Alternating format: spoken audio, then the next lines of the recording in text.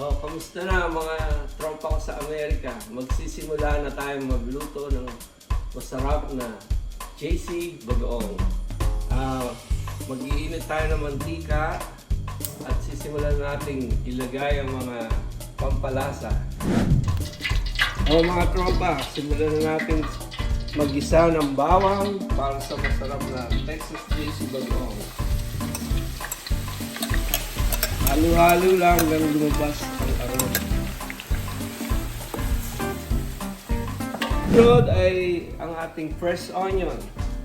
Ilagay din ulit natin hanggang lumabas ang kanyang masarap na aroma. Lalagay naman natin ngayon ang kamatis.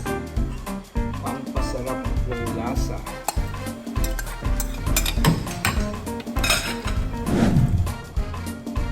Yan mga tropa, nailagay ko na yung alamang at halong-halo lang dandan-dahan. Kailangan low heat lang para hindi siya masunog.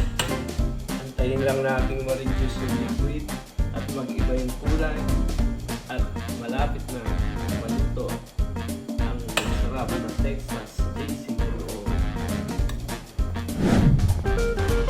So ayan na, na-reduce na yung tubig.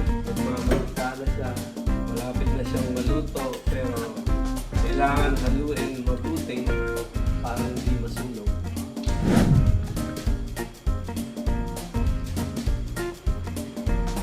Ayan na, malapit na maluto. O mga Bisaya, kilawin ninyo ang luto ni JC nga Bagoong lamig na ayo.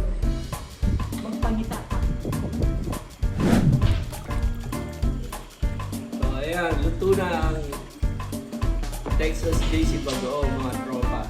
Matitikman nyo na, kaya mag-order na kayo bago maubos.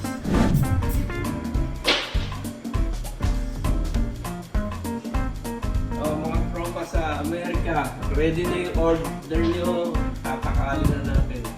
In an hour, pwede ko na siyang i-deliver ang masarap na Texas JC Bagoong.